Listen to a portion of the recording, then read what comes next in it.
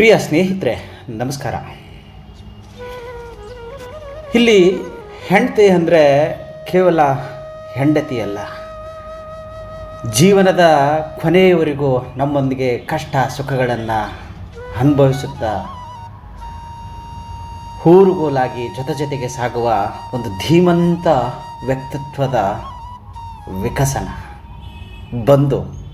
ಬಂಧುತ್ವ ಮತ್ತು ಅದಕ್ಕೂ ಹೆಚ್ಚಿನದಾಗಿ ನಮ್ಮ ಜೀವನಕ್ಕೆ ರಕ್ಷಾ ಕವಚವಾಗಿ ನಿಂತಿರ್ತಕ್ಕಂಥ ಮಹಾನ್ ಚೇತನ. ಗೆಳತಿ ಅಂದರೆ ಹೃದಯವನ್ನು ತಡೆಬಡಿಸುವವಳಾಗಿರ್ಬೋದು ಅಷ್ಟೇ.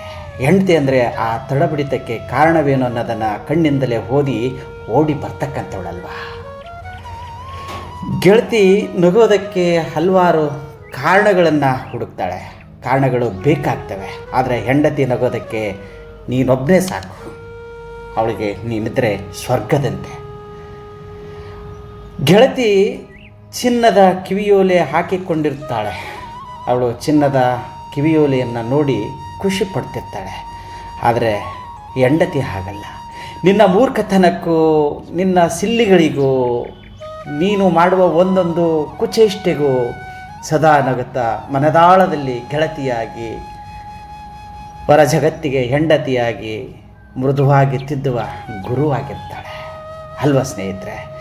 ಗೆಳತಿ ಜೊತೆಗೆ ಭಾಳ ಅಂದರೆ ಡೇಟಿಂಗ್ ಹೋಗ್ಬೋದು ಅಷ್ಟೇ ನೀವು, ಆದರೆ ಹೆಂಡತಿ ಜೊತೆ ಜೀವನವನ್ನೇ ಡೇಟ್ ಮಾಡ್ತೀವಿ. ಅವಳು ಅಂಗಡಿಯಿಂದ ತಂದುಕೊಟ್ಟ ಹೂವು ಅಲ್ಲ, ವಸ್ತುವಲ್ಲ, ತಿಂಡಿಯಂತರೂ ಅಲ್ವೇ ಅಲ್ಲ. ನಿನ್ನ ಕೋಪ, ಹಸಿವು, ಒದ್ದಾಟ, ಕಷ್ಟದ ದಿನಗಳು, ನೋವಿನ ಕ್ಷಣಗಳನ್ನು ಎಲ್ಲವನ್ನು ತಾಳಿಕೊಂಡು ಮತ್ತೆ ನಿನ್ನ ಕಡೆ ಹೂನಗೆ ಬೀರುತ್ತಾ ಕೂರುವ ಅದ್ಭುತ ವ್ಯಕ್ತಿ. ಗೆಳತಿ ನಿನ್ನ ಫೋಟೋ ನೋಡುವವಳು, ಆದರೆ ಹೆಂಡತಿ ನಿನ್ನ ಮುಖ ನೋಡುವಷ್ಟರಲ್ಲಿ ನಿನ್ನ ದಿನ ಹೇಗಿತ್ತು, ನೀ ಹೇಗಿದೆ ಅನ್ನೋದನ್ನು ಓದಿ ಮುಗಿಸ್ಬಿಡ್ತಾಳೆ. ಗೆಳತಿ ಯಾಕೆ ಏನಾಯಿತು ಅಂತ ಕೇಳ್ಬೋದೇ ಹೊರತು ಹೆಂಡತಿ ಯಾವತ್ತೂ ಆ ಥರ ಪ್ರಶ್ನೆ ಮಾಡೋದೇ ಇಲ್ಲ. ನಿಜವಾದ ಹೆಂಡತಿಯಾಗಿರೋಳು ನೇರವಾಗಿ ನಮ್ಮ ಮನಸ್ಸಿನ ನೋವಿಗೆ ಪರಿಹಾರವನ್ನು ಹುಡುಕಲು ಮುಂದಾಗಿಬಿಟ್ಟಿರ್ತಾಳೆ. ಹೆಂಡತಿಯನ್ನು ಗೆಳತಿಯಂತೆ ನೋಡಲಿಕ್ಕೆ ಭಾಳ ಕಷ್ಟ. ಗೆಳತಿ ಗೆಳತಿಯಾಗಿರ್ತಾಳೆ, ಹೆಂಡತಿಯಾಗಿ ಇರ್ತಾಳೆ.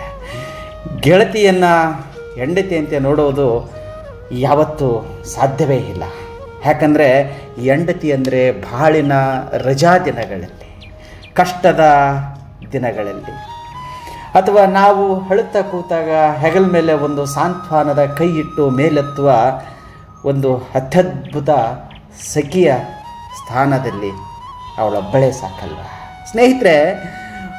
ಆಕೆ ಒಮ್ಮೆಯಾದರೂ ಮುಖದಲ್ಲಿ ಖುಷಿ ಕೋಪವನ್ನು ತೊಡೆದುಹಾಕಿ ಪ್ರೀತಿಯಿಂದ ನೀನೇ ನನ್ನವನು, ನನಗಿನ್ನೇನು ಬೇಕಿದೆ ಅಂತ ಹೇಳಿದರೆ ಬದುಕಲ್ಲಿ ಸಾಕಲ್ವೇ. ಹೆಂಡತಿಗಿಂತ ಇನ್ನೊಬ್ಬ ಗೆಳತಿ ನಮಗೆ ಬೇಕಾ?